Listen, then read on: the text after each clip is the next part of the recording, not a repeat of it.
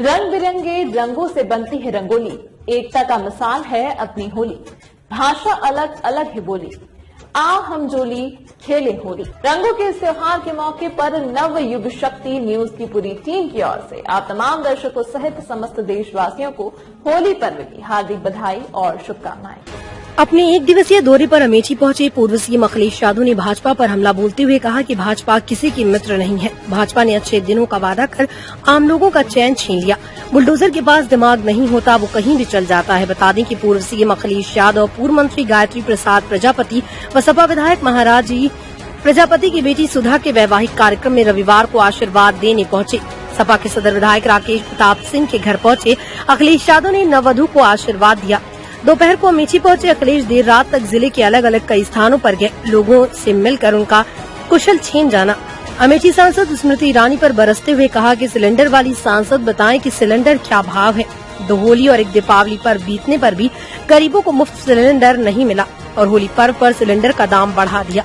सस्ती चीनी देने के वादे पर भी अखिलेश ने तंज कसा। प्रदेश सरकार और सीएम पर निशाना साधते हुए कहा, देश कानून और संविधान से चलता है, बुलडोजर से नहीं। मुसाफिर खाने के बदौर गांव में चाचा भतीजे की हुई जघन्य हत्या के पीड़ित परिजनों से मिलने पहुंचे सपा के राष्ट्रीय अध्यक्ष व पूर्व सीएम अखिलेश यादव ने दोनों मृतकों के चित्रों पर पुष्प अर्पित कर उन्हें श्रद्धांजलि दी और हर संभव मदद देने का भरोसा दिलाया। आपको याद होगा पत्रकार साथियों, इलाहाबाद की जो घटना हुई,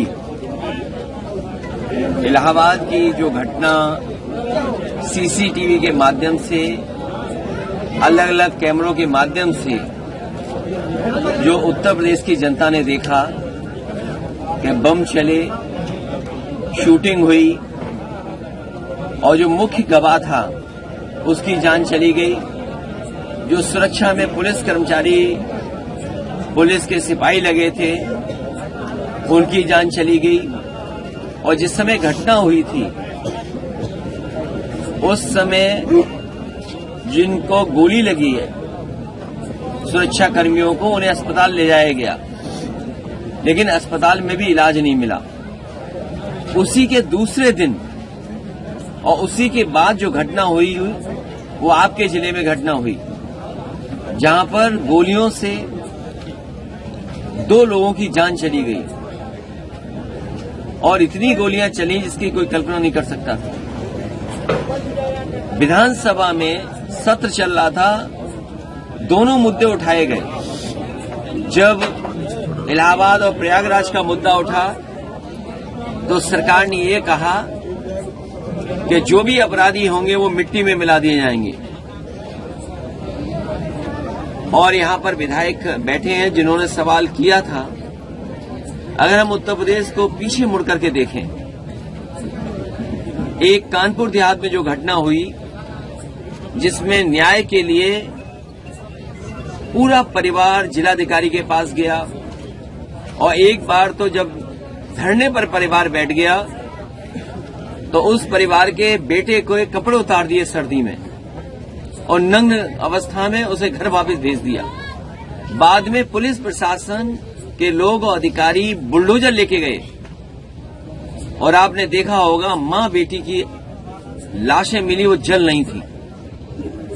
तो अगर इन घटनाओं को हम देखें तो उत्तर प्रदेश में कानून व्यवस्था शून्य है और शून्य गरीब के लिए है।